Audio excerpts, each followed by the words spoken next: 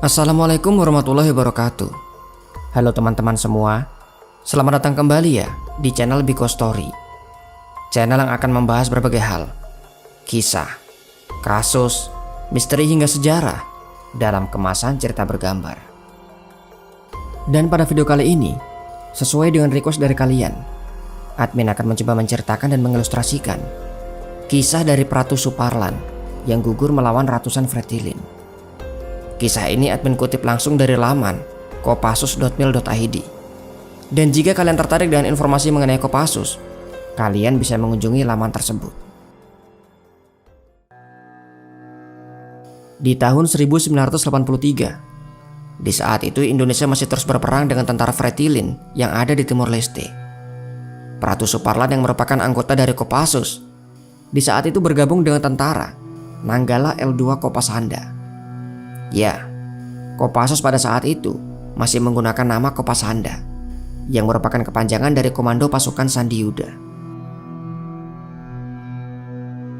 Mereka mendapat tugas untuk patroli di wilayah KV-34 atau Komplek Liasidi, dan berada di bawah komando Letnan Poniman Dasuki. Komplek Liasidi sendiri merupakan salah satu daerah yang sangat rawan. Bahkan daerah itu disebut sebagai sarang dari pentolan Fretilin atau Tentara Revolusi Kemerdekaan Timor Leste. Singkat cerita, di tanggal 9 Januari 1983, Suparlan dan 8 anggota tim lain kembali melaksanakan patroli. Namun ketika melintasi sebuah hutan, secara tiba-tiba mereka dihadang oleh pasukan Fretilin dengan jumlah yang jauh lebih besar. Diperkirakan ada sekitar 300 Fretilin, lengkap dengan senapan serbu. Bahkan sebagian dari mereka juga membawa mortar dan juga pelontar granat. Pertempuran sudah tidak bisa lagi terelakkan. Tentunya pertempuran tersebut sangat tidak seimbang. 9 prajurit Kopassus melawan sekitar 300 pasukan Fretilin. Ditambah lagi di saat itu pasukan lawan ada di wilayah ketinggian, yang membuat mereka lebih mudah untuk menembakkan senjata. Meskipun sudah berusaha melawan dan bertahan, namun dalam sekali serangan, 3 pasukan TNI langsung tumbang di tempat. Menyadari bahwa kalah jumlah pasukan dan mereka juga dalam kondisi yang terdesak, dan tim langsung memberi komando untuk mundur melewati sebuah celah bukit, meloloskan diri terlebih dahulu untuk menyelamatkan pasukan yang tersisa. Namun untuk meloloskan diri pun bukan hal yang mudah. Peluru terus menghujani mereka, sehingga mereka sangat susah untuk melakukan pergerakan. Dan pada saat yang genting itulah Pratu Suparlan mengambil keputusan yang tidak terduga. Dengan berani ia mengatakan kepada komandan untuk terus bergerak maju menyelamatkan diri, sementara dirinya akan tetap bertahan, mengalihkan perhatian dan menghadang para musuh agar anggota pasukan lain bisa bergerak menyelamatkan diri. Pratu Suparlan yang sudah mulai kehabisan amunisi mengambil senjata dari anggota lain yang sudah gugur. Kemudian ia menerjang maju dengan terus menembakkan senjata. Sebagai seorang anggota Kopassus yang memang dilatih untuk bertempur, ia tentunya paham dengan resiko dari keputusannya.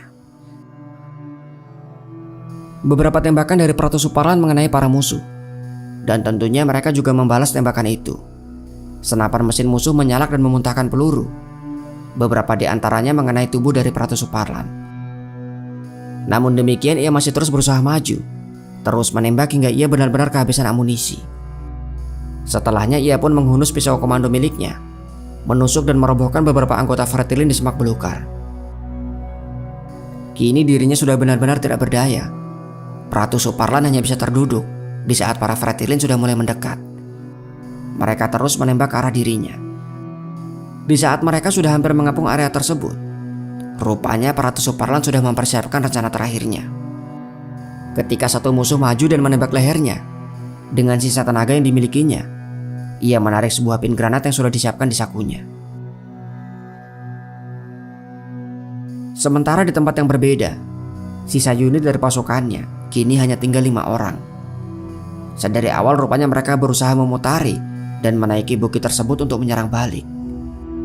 Dan di saat mereka akan melancarkan serangan, terdengar suara takbir yang disusul dengan sebuah ledakan granat. Rupanya Pratu Suparlan mengorbankan dirinya. Ia merobohkan beberapa anggota Fretilin yang di saat itu sudah hampir menangkap dirinya. Suasana sejenak menjadi hening.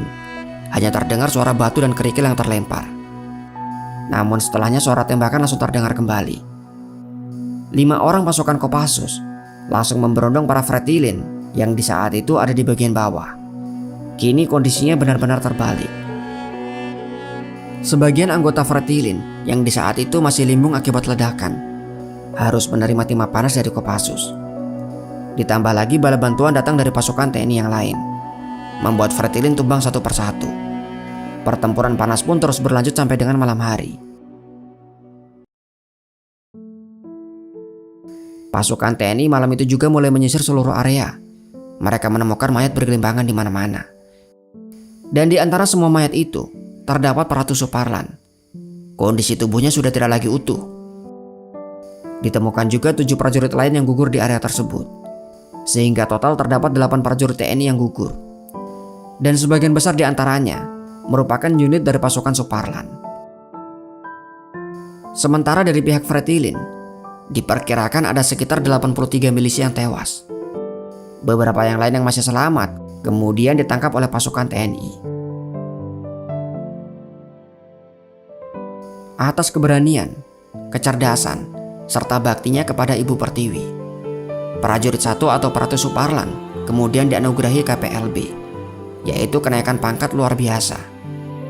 Dengan begitu pangkatnya menjadi Kopral 2 atau Kopda. Kopda Suparlan juga kemudian diberi tanda jasa, yaitu tanda jasa Bintang Sakti pada tanggal 13 April 1987. Selain dari anugerah pangkat dan tanda jasa, perjuangan Kopda Suparlan juga diabadikan di atas batu granit hitam, yaitu Monumen Seroja, di mana namanya dipahat dalam monumen tersebut. Namanya juga diabadikan menjadi nama lapangan udara perintis di Pusdikpassus, Batu Jajar, Bandung. Sementara anggota lain yang juga ikut gugur dalam peristiwa itu, negara juga memberikan penghargaan berupa kenaikan pangkat.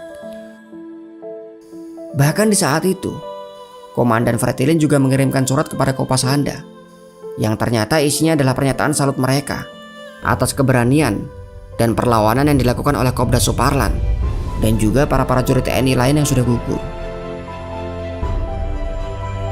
Itulah kisah dari perjuangan Ratu Suparlan yang gugur melawan ratusan Fretilin.